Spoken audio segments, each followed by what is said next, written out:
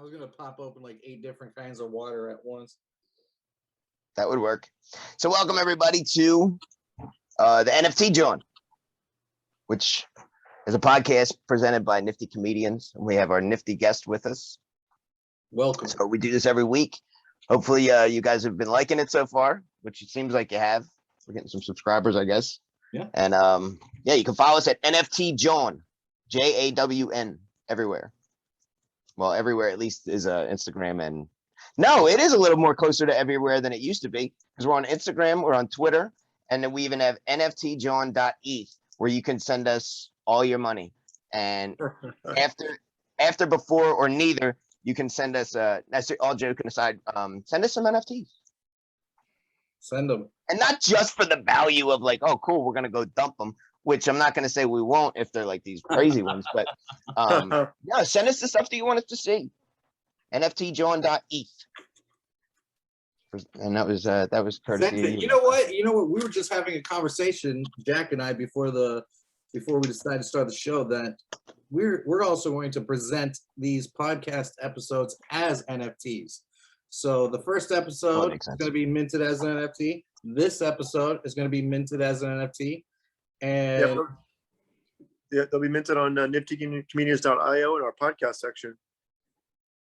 Beautiful. It only makes sense. I'm glad we're talking about this publicly, because why wouldn't we? You know, I mean, how silly would it be to not have this show just as an NFT? And and not for the look. Yeah, I would love for it to moon. That'd be fantastic. Do we get more?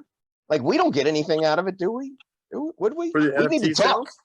We need to talk about this off camera. 100% we'll do a split of any sales. All right, then we'll do it on camera. We're gonna hold his feet to the fire. We're gonna hold his feet to the fire. We're doing this. Actually, well, he can always edit this. What do you think you're talking to? We're all partners here. I know, man. These are jokes, my friend. No, this is cool. That and yeah, I mean, why wouldn't we? And it only makes sense that just for the, even just to go through the motions of setting it up. I mean, God, if you don't have NFTs already, like, figure out how to make them.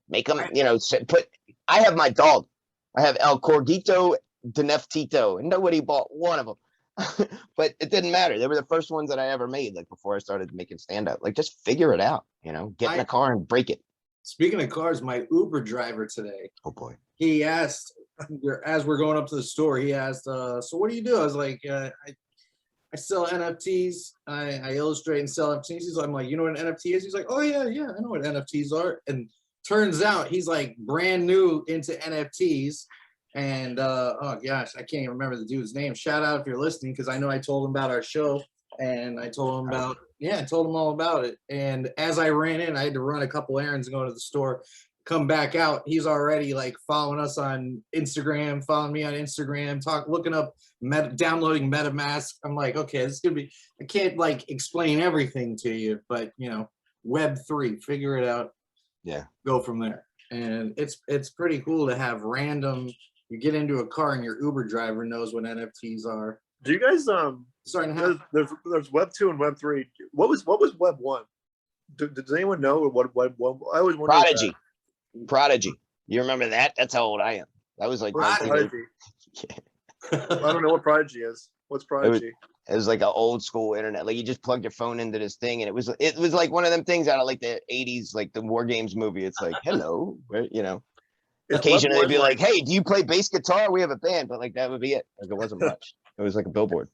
Is Web 1 like dial-up too? I guess. I think it was. Yeah, it would have to have been, but the internet's been around since like the 70s. And the 70s, I thought it was since the 90s. Wow. 70s. And it might even be a little bit, you know what? I don't want to ruin it here, but for some reason, I blew my mind.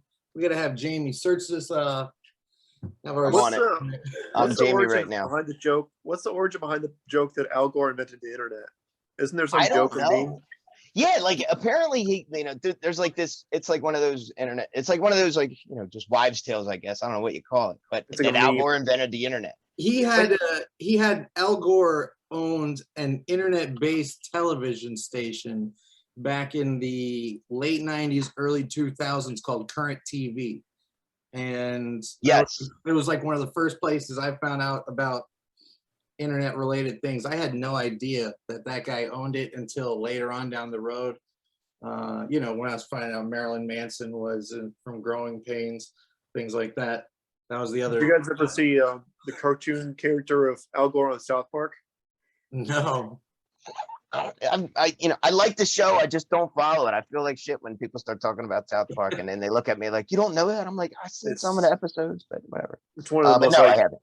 it's one of the most iconic things about it. Like the Al Gore, he's like really weird in the show, and he like goes after this thing called Man Bear Pig.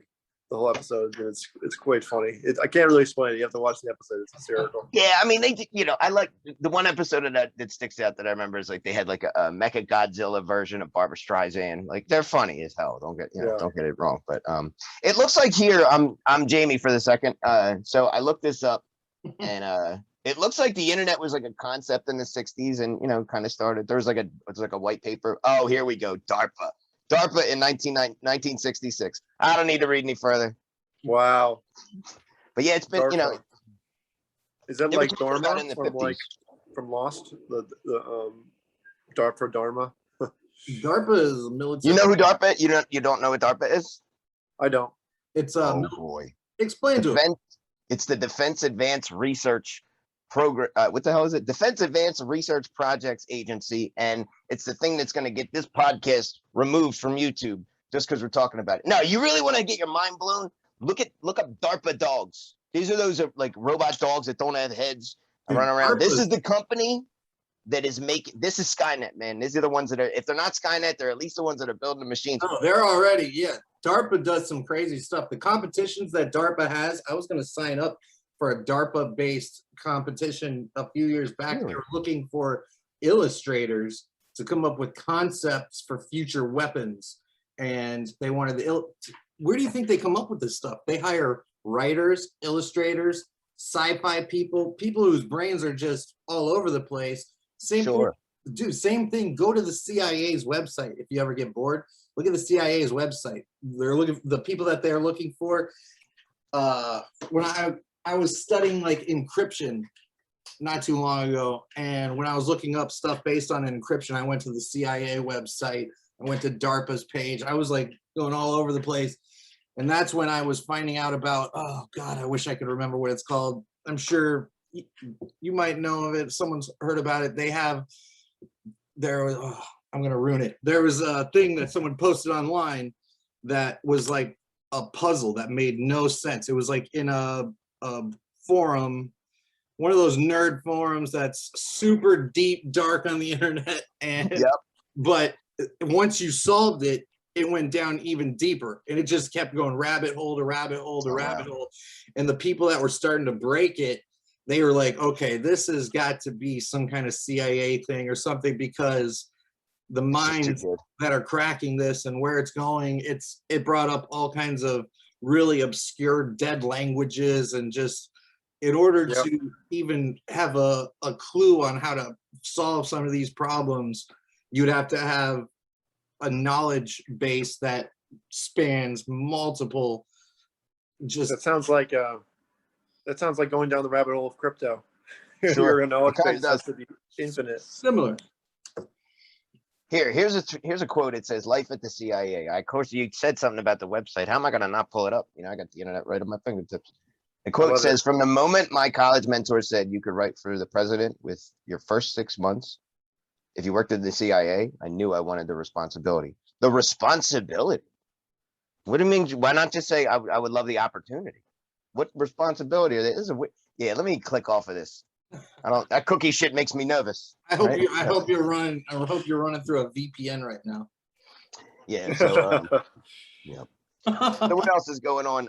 This has been really cool. I want to say, I like this has been awesome just being a part of this already. Like the bragging rights I've gotten just among my friends has been really cool. They're excited about the show. A bunch of Philly people are excited that it's called NFT Jawn, and I'm like, we'll come to that in 1 second, but I give you the credit. I don't take it. I'm like, I didn't even come up with that part. I was like, but as soon as he said it, I was like, of course. It was like, you know, when you first meet that guy and you're not sure if he smokes weed yet, and he's like, "Yo, you smoke?" And you're like, "Fuck yeah, here's my lighter," you know, one of them things. So to Did you What's know that? that? I said I'm from Boulder and I don't even smoke weed. Wow, see, check that out. But you knew what I meant. Yeah, I know exactly what you mean. You know what I meant. I have. Not I did not inhale. You should have. It's so Bad. much better when you inhale, and it makes it worth the money.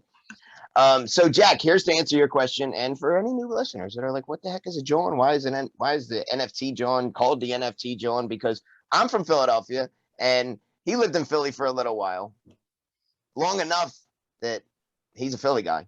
Yeah. And we decided to call the show NFT Jawn. Now, the word Jawn essentially is a noun, right? It's a person, place, or thing. It can be anything. So your phone is broken. This Jawn sucks. You could, you could be eating a cheesesteak, and you're like, this Jawn is delicious. The bartender's cute. You're like, yo, I'm gonna get that Jawn's phone number. And that's kind of what it's like. So it sounds like it can be applied to anything, just like NFTs. That's why we decided to call it and bring it all together and call it the NFT Jawn, because an NFT can be anything. And I wish I could honestly say that that's why we did it, but the reason why we did that, we just kind of figured that out 10 seconds ago when you said that. Nice. So see how the full circle just, it's a moment of truth, my friend. No, really, it is. NFT can be anything. You can make anything an NFT. I have my dog an NFT. I have my trip to New York with my comedian friends as an NFT. I have my own stand-up bits as NFTs. I have tickets to my shows as NFTs. Yeah. You get an NFT. It's like the digital cryptographically signed, secured, one of a kind of an event or an art or a comedy show, or like, it's like, now that we're all living online now, it's like, if you have like your collectibles that are secured like cryptographically, it's like that's now that we're living more online, it's like people can recognize what you're doing and what you like. It's just fascinating. It can be applied to all these kinds of different stuff. So we brought you on as our guest because you're the wind beneath Nifty Comedians' wings, and we wanted to introduce you to our audience. We want to introduce our audience to you. So say hi to those 6 people over there. I was just about to say hello to you.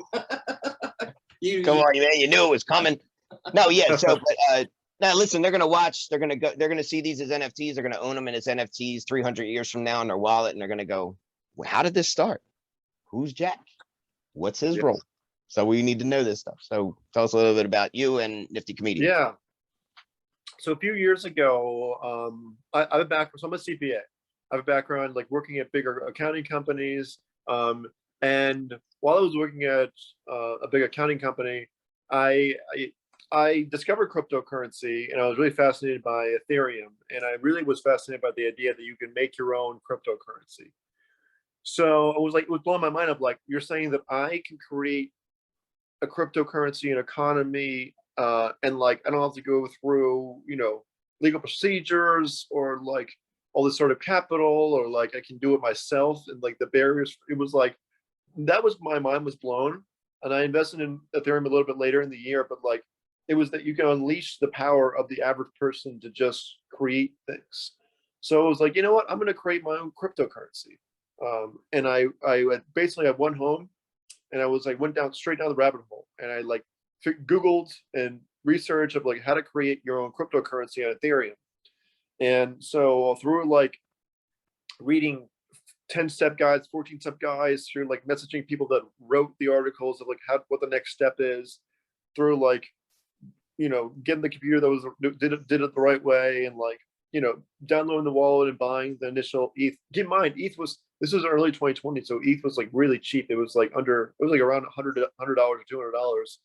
So like to mint this token probably cost me about $20.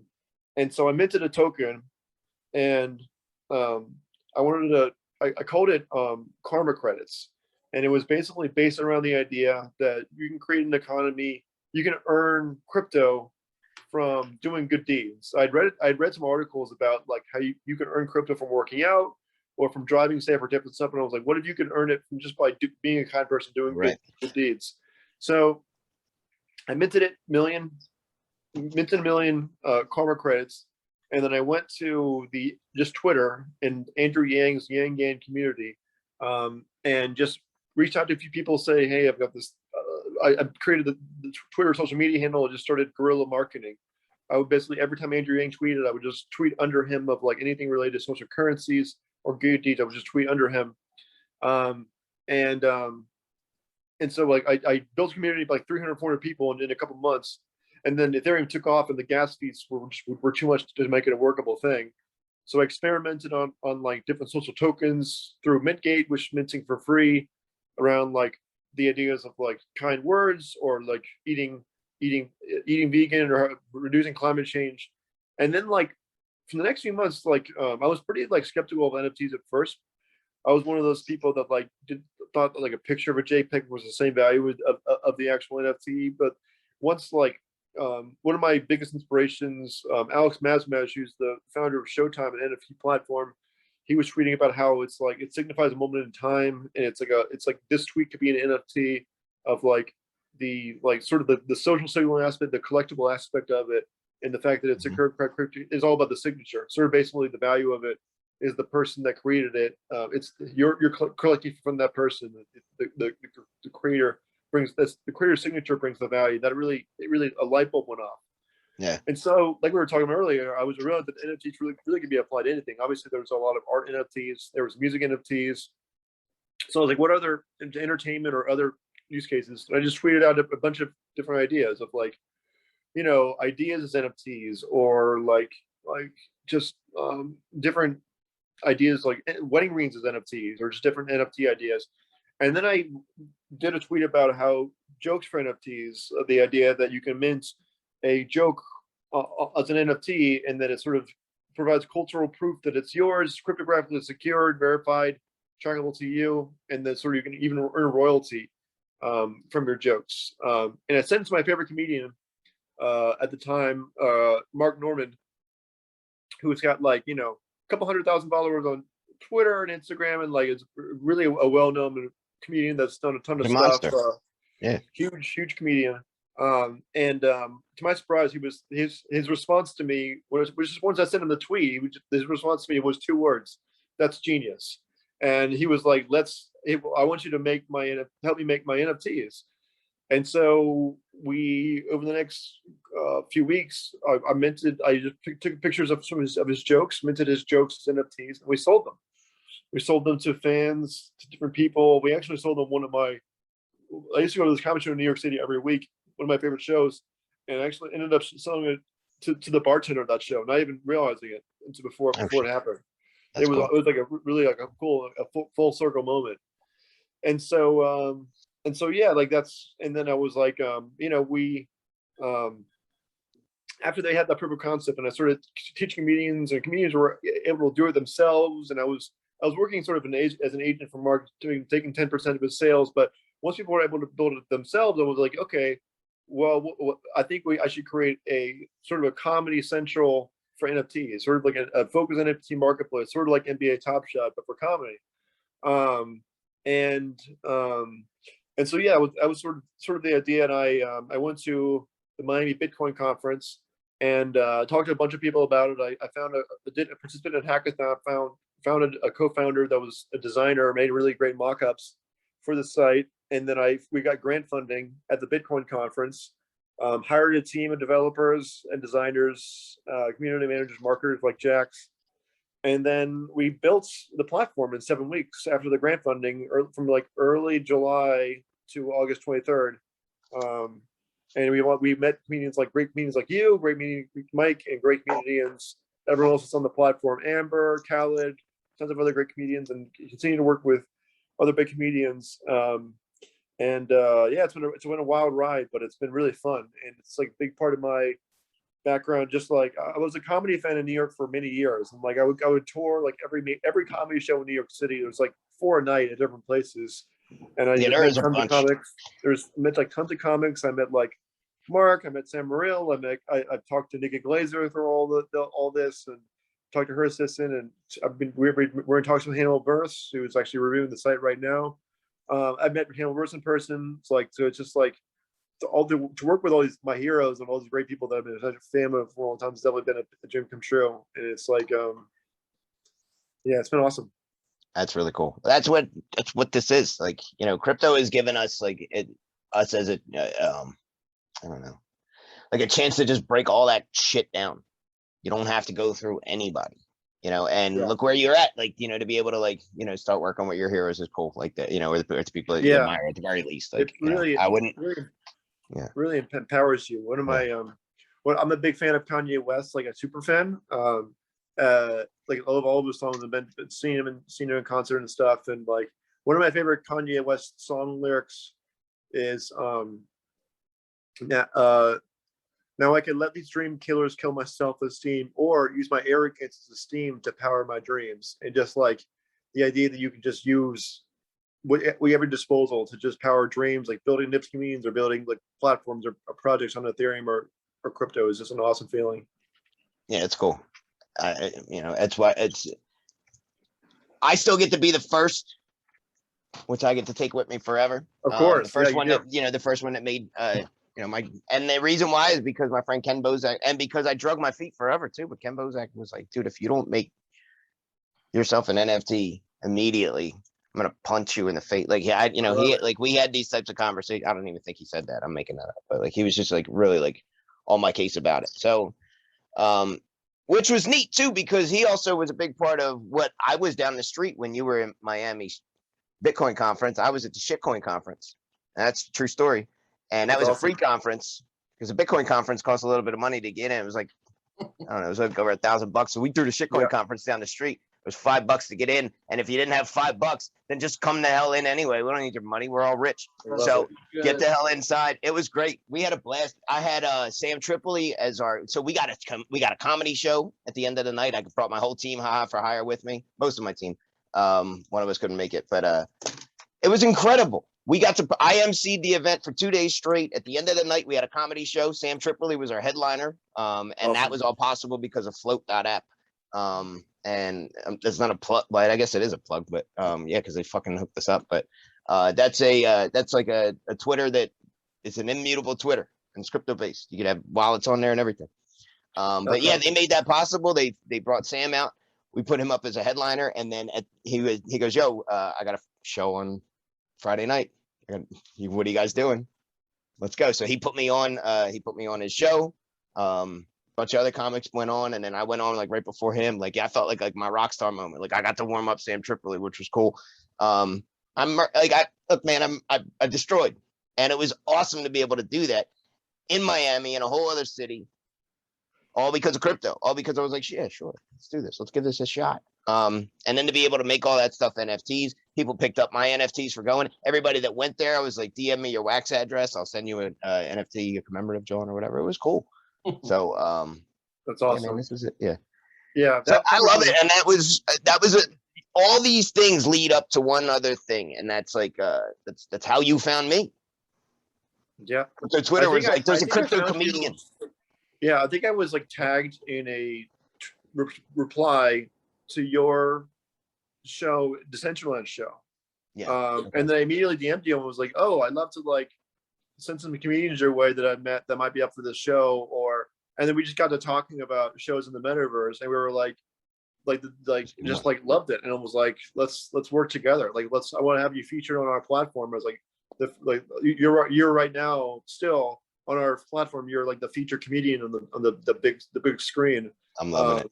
Nice. I'm soaking it up until it's gone. Like we're helping to get your exposure, and we're like you're going to helping to us to connect to comedians that you have, and like it's been a great relationship, and we love working with comics like you and great comics that are coming into this NFT space that we're both on board, because you onboarded. It seems like you've onboarded a lot of comics to the space, and you're actually like you're really good at helping comedians get onto the NFT space, right?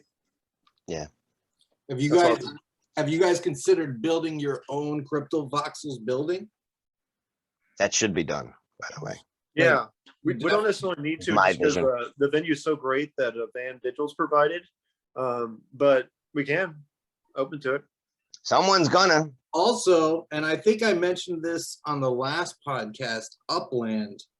Yes. You've heard of Upland.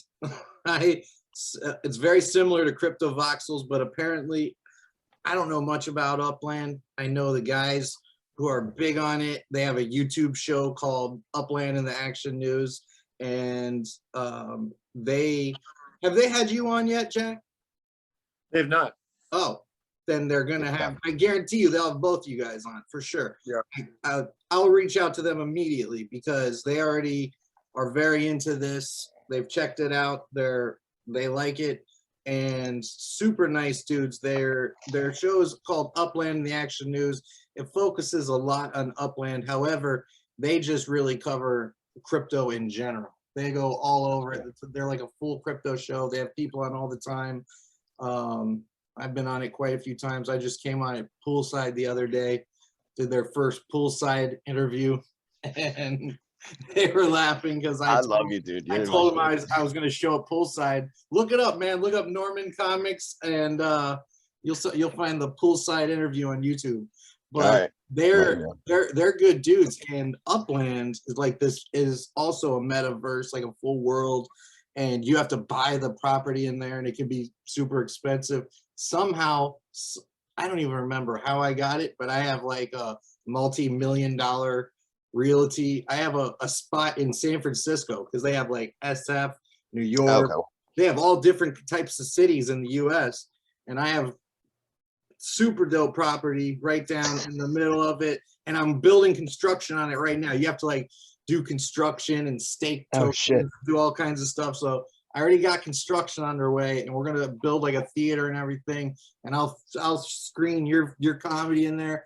Oh my God, yeah. We'll set it up. It's another metaverse that I have a feeling that all these metaverses are going to be linked together, just like they're linking blockchains together, like how you're going to be able to go to blockchain to blockchain to blockchain. Yeah, I can see that. There's actually certain projects underway. I think I've mentioned my friend Bojax a couple times. Yeah. To you, Mike. I don't know if I've mentioned him to Jack, but if you're on Twitter, especially NFT Twitter at all, you'll see Bojax bouncing around, commenting and doing stuff under there a lot. He's all over the place, but he is working on some projects right now that I think are going to do just that. That's their plan, is to make like encapsulated things that will take your NFT, take your avatar, your person, and be able to hop you from metaverse to metaverse. Oh, that's cool. Blockchain to blockchain to blockchain. The stuff that they're building, dude, it's just around the corner. And we're like, there's less than 1% of the population even knows what an NFT or Web3 is. So when I hear stuff like that, I'm always thinking, we're early. We're still early. Yeah, I already start to, I mean, that has me think like that's just a video game. But when all this other stuff gets applied to like bigger and bigger things, I mean, come on. Mm-hmm. There's it's really cool. There's like I don't know if you've seen like there's like some video games that have come out recently that have like they have the VR AR thing, but they also have a treadmill that like you can stand on that kind of rotates where you walk. So like it's sort of like a moving treadmill that'll just move wherever you go, but you stay in one place, but it'll just walk into it. So I feel like that VR AR could be applied to the metaverse, and we're all kind of just be living in like not a video game, almost like a metaverse in that way. Yeah, it should be. There's a guy. Oh, I'm gonna look it up while I'm talking to you guys. There's a dude who put a YouTube video out. I'm gonna see what his channel is called on YouTube. And the video is called like the most famous hacker. My dog scratching at the door. I'm gonna let my dog in here 1 second. Sure. Chatting, you guys. No problem. He said the most famous hacker. Hackers are something else, man. If you don't respect hackers, they will make you respect them. I've done comedy at DEF CON, which was scary to bring my phone to. People tell you to like just leave it at home, like don't even bother. I remember stories about and that was all possible from my friend Nathan Hawk, who booked me he booked me for one show at DEF CON, and the other one I kind of I just took the mic. First of all, I snuck in. Sorry, DEF CON, that's what happens. But there's 50,000 people there. So I snuck in early in the morning, and then I don't know if you guys are familiar with Fluffy Pony from Monero, but Monero, he was there and he was giving a speech. So yeah, he's like, it's crazy that the name Fluffy Pony is like gets you all this respect, but it does. You're like, oh shit, you know Fluffy Pony? I'm like, Yeah. I was more Funny. impressed when like people told me they knew Ghostface Killer. That was scary. But yeah, Fluffy Pony was given a speech, and then at the end of it, or actually, so before he was about to give his speech, I ran up and I did like, I don't know, maybe like 10, 15 minutes of comedy. I just walked up to him and I was like, "Hey, I'm gonna introduce you," and he was like, "All right." Like it was literally that easy. And now I will say this: my in was he hung out at the bar that I was at the night before, and what was cool was the guy never heard of Connect Four. I'm putting Fluffy Pony's business out there. I've done this before and I'll do it again. He didn't know what Connect Four was. The game, Connect Four. I was like, how do you not know that? And he goes, well, I'm from South Africa. I was like, and? Like, dude, you don't know what Connect Four is? And the reason it came up is because there was a 4-foot version of Connect Four at this bar. Oh, cool. And I'm a monster at Connect Four. I will wipe the floor with look at me. I'm on the internet saying I will wipe the floor with any one of you in Connect Four. And if you beat me, good, it's not happening. So I challenged him to a Connect Four game, but he looked at me. He's like, "What the hell is this?" And I'm like, "This is Connect Four." And he's like, "What's the point?" And I'm like, "To Connect Four. How do you not know what this is, dude?" He's like, "That's the point." One of my best friends, who was the best man at my wedding, is a major Connect Four player, and so he teaches middle school and plays it every day with the students, and no student can beat him. He'll wipe the floor with anyone. So I got to connect you guys two to play a game of Connect Four. Let's do it. Bring him on. He ain't wiping shit. He ain't wiping nothing but the bottom of my sneakers. Look. By the way, just to our fans, let them know, I got a call earlier from Leonardo DiCaprio. Oh, that's right. Yeah, he let me know that Logan Paul and him, their fight that was scheduled for today, next week. They're coming back. Oh, okay. All right. Yeah, they'll be back. They were supposed to fight this week on the show. I don't want to put anything like that out there, man. And I will say that of the two, I would think it would be Leo, but I don't know. I don't know. Leo's been through it. You ever see Basketball Diaries? I got Leo. I think I do too, man. If I you didn't see Basketball Diaries. Ooh, that was a great movie. It was about Jack Carroll, who was a hell of a story. It was really tough to watch, but it was about somebody going through heroin, like what it's like to live on the street and be a fucking heroin addict. And how much money would it take for you to fight Logan Paul? Me?